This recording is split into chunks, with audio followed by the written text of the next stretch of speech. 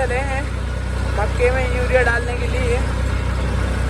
Trolley में भरती हैं बोरियाँ और जा रहे हैं खेत की तरफ। और आज बंटरा करेंगे, ज़्यादा से ज़्यादा काम बाइंड अप हो जाए, मक्के का काम भी बाइंड अप हो जाए और अगर टाइम बचेगा तो अपन धान का काम भी बाइंड अप करने का ट्राई करेंगे।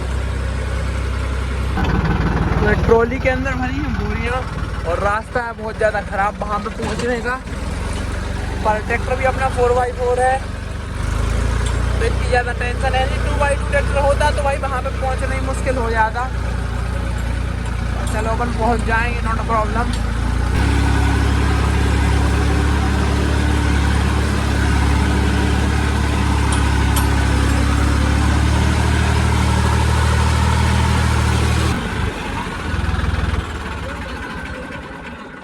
लो जी सर, अपन आ गए खेत और बस करते हैं काम शुरू।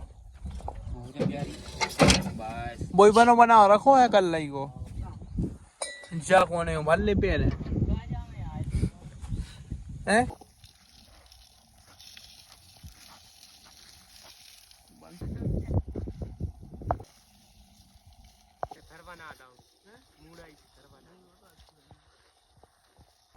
तो अभी अपन 2 बोरी यूरिया और 1 बोरी डीएपी मिक्स करके डाल रहे हैं।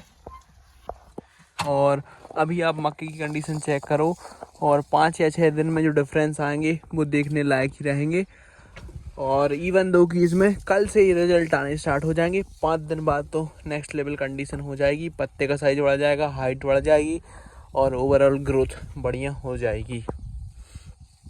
और इंसेक्ट अटैक भी हो सकता है, ज़्यादा हरियाली होगी खेत में तो ज़्यादा इंसेक्ट अट्रैक्ट होंगे तो अपने लिए स्प्रे भी करना पड़ सकता है। 5-6 दिन बाद इल्लियों के लिए कोई अच्छा स्प्रे करेंगे। सिर्फ अपन मक्के पे 2 स्प्रे करेंगे। 2 स्प्रे कब करेंगे? एक अभी करेंगे 6-7 दिन बाद अच्छा खासा स्प्रे, जिसके अंदर कोई हैवी सी दवाई रहेगी जो कोराजन के अंदर टेक्निकल आता है, क्लोरेंटर्निप्रोल, और उसके साथ अपन कोई और एक आध और फंसा देंगे। टाटा वगैरह की कोई भी, सोलोमन वगैरह भी फंसा सकते हैं, कोई भी प्रोफेनोफास, साइपरमेथ्रिन कोई भी फंसा सकते हैं। तो 2 ये पहला स्प्रे हो गया। एक स्प्रे अपन जब करेंगे जब अपन को लगेगा कि अब स्प्रे की कंडीशन नहीं, जब इसकी हाइट लगभग 3.5 से 4 फीट की हो जाएगी, उस टाइम पे अपन स्प्रे करेंगे। और उसके बाद इस पर कोई स्प्रे नहीं हो पाएगा, क्योंकि उसके बाद इसके अंदर घुसना निकलना बहुत ज़्यादा कठिन हो जाएगा। तो अपन इसमें सिर्फ 2 स्प्रे करेंगे। खाद अपन 2 बारी डालेंगे, एक बारी अपने डाल दिया है, एक बारी और डालेंगे। बस मक्के का स्केड्यूल यही रहने वाला है। मक्के में ज़्यादातर इल्ली की दिक्कत आती है। एक इल्ली की दिक्कत स्टार्टिंग में आती है, एक इल्ली की दिक्कत जब आती है जब आपके भुंटे में बाल निकलने स्टार्ट हो जाते हैं, तो उस टाइम पे इल्ली लगती है और वो जो नए मक्के के दाने रहते हैं उनको खा लेती है। तो मक्के में बस आपको 3 स्प्रे करने हैं। पहला स्प्रे नॉर्मली इंसेक्टिसाइड का, कोई भी इंसेक्टिसाइड हो सकती है, दूसरा वाला इल्ली के लिए, और तीसरा वाला जो लास्ट आप ऐसा डालोगे कि जिसका असर कम से कम 15 से 20 दिन रहे, तो उससे फ़ायदा रहेगा कि बाद में जाके आपके फसल में कोई भी इल्लियों का अटैक नहीं होगा।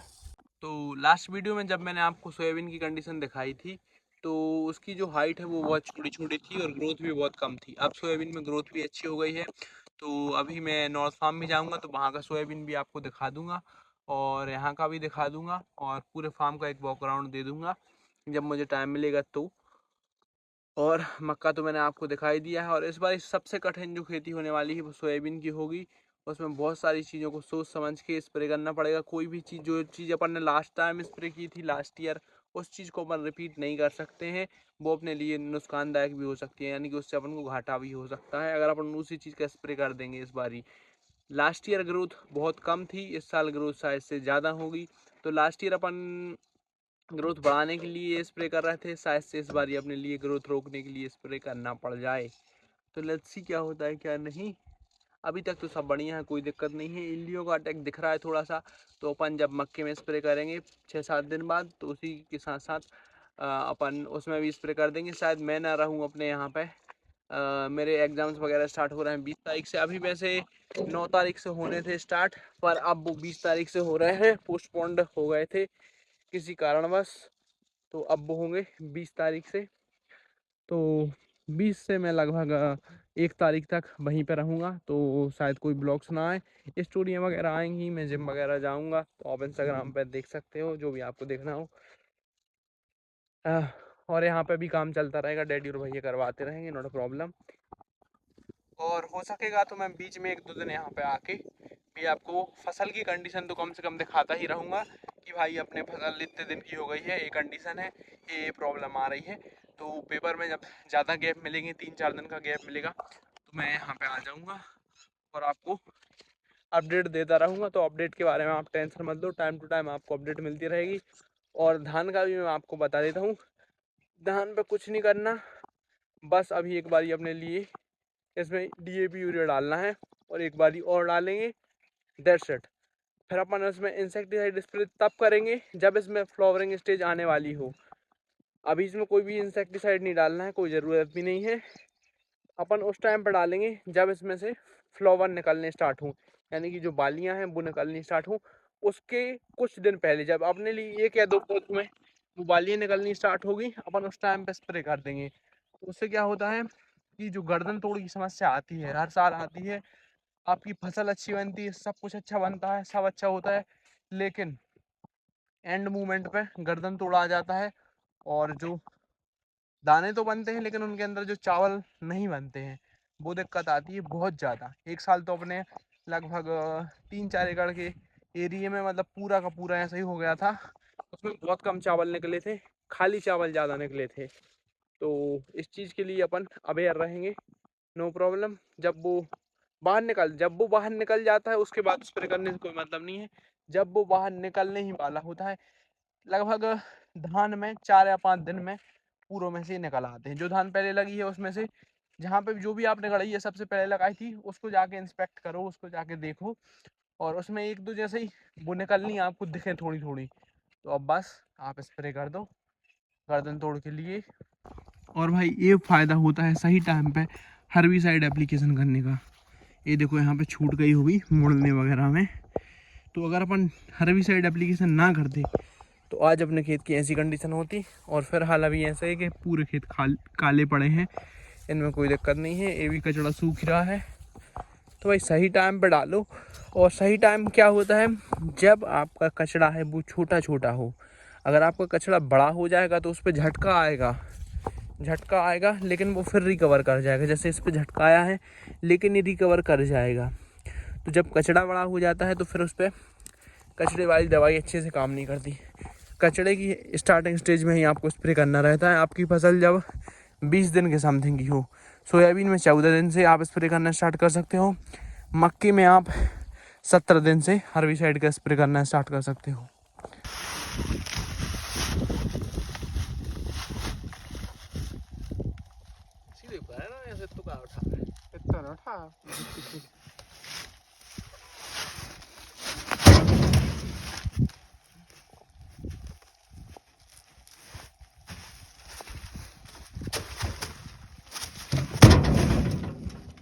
बाजी तक्का, ये क्या हो गया? हाँ, ये एकदम से वक्त और जज्बात सब बदल गया है। बारिश आ गई है मित्रों। ओए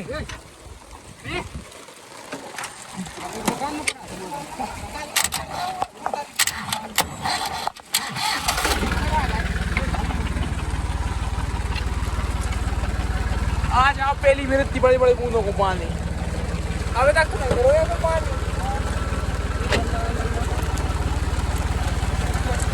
10 मिनट पहले कितना खावा तो गाय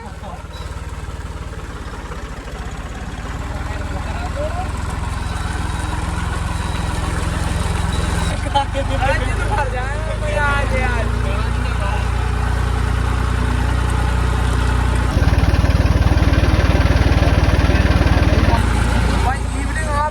स्टार्टेड और अपन वापस से चले अपने खेत की तरफ यूरिया डलवाने के लिए, DAP डलवाने के लिए। अपन कल से डाल रहे हैं। कल से अपन ने 20 बोरी यूरिया और 10 बोरी DAP डाल दिया है, बस थोड़ा सा और रह गया है। शायद से आज शाम तक अपन फ्री हो जाएंगे और टाइम बचेगा तो अपन धान में भी डलवा देंगे। तो फटाफट से चलते हैं, लेबर खेत पे आ ही गए, मैं ही थोड़ा सा लेट हो गया हूँ। Let's go.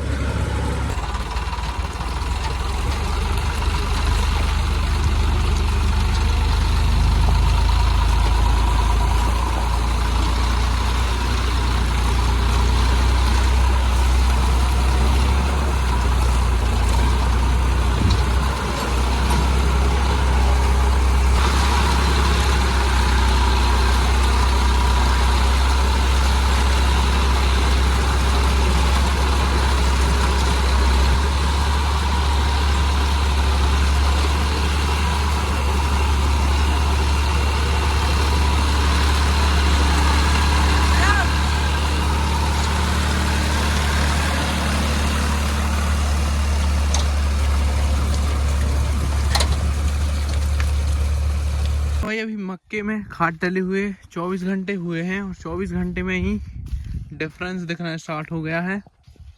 बहुत डिफरेंस है भाई, बहुत डिफरेंस है।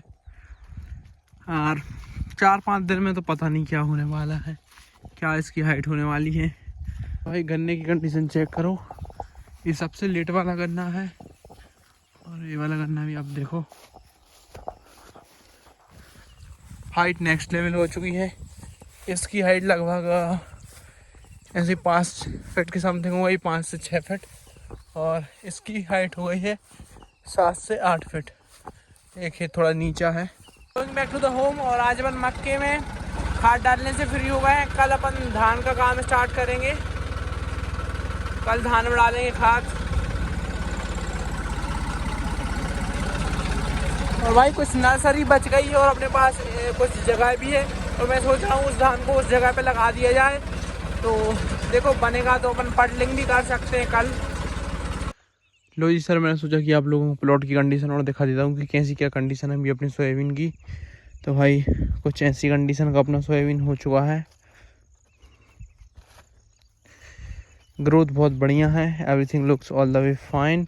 बस इसमें सफ़ेद मच्छर की दिक्कत है और ये पत्तों का थोड़ा कलर लाइट हो रहा है। पत्तों का कलर लाइट इसलिए हो रहा है क्योंकि इसमें आयरन की कमी है, फेरस की कमी है। चलो कोई ना, अच्छी बारिश हो जाएगी तो वो ऑटोमेटिकली दूर हो जाएगी, हमें स्प्रे करने की ज़रूरत नहीं है। अब इधर देखो आप, इसमें सफ़ेद मच्छर की दिक्कत है।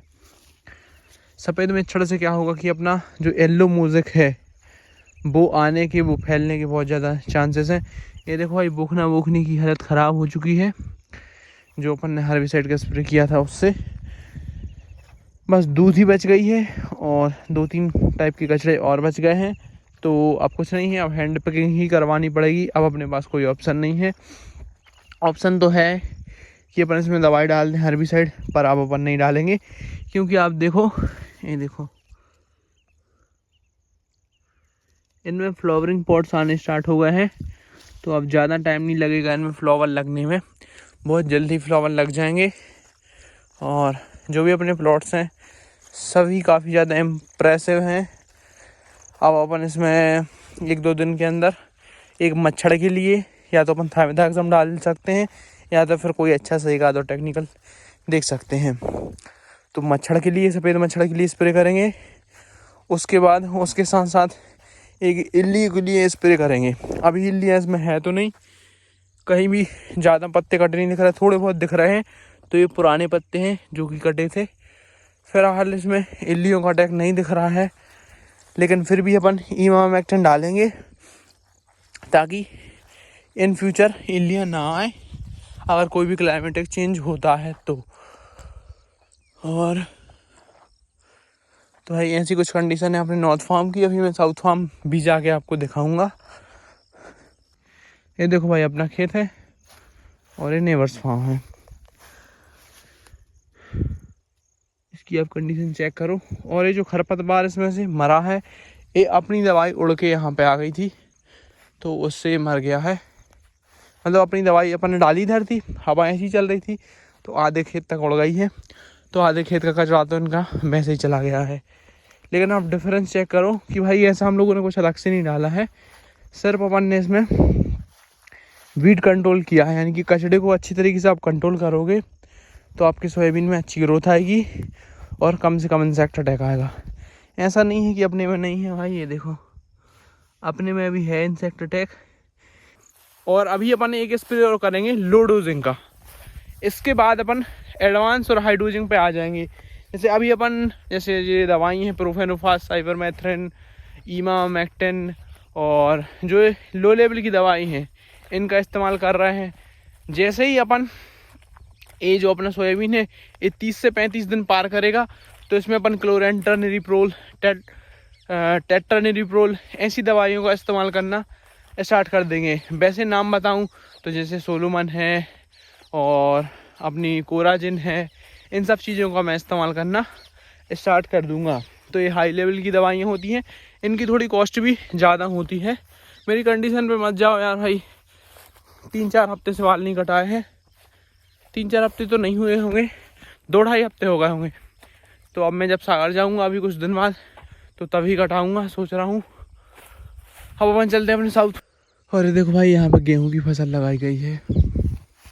तो भाई ये गेहूं की फसल नहीं है, ये है वो कचड़ा जो अपने खेत में था, जो कि मैं बोल रहा था कि ये 6 फीट का होता है, तो ये वही कचड़ा है। ये देखो इधर कुछ नहीं बोया गया है,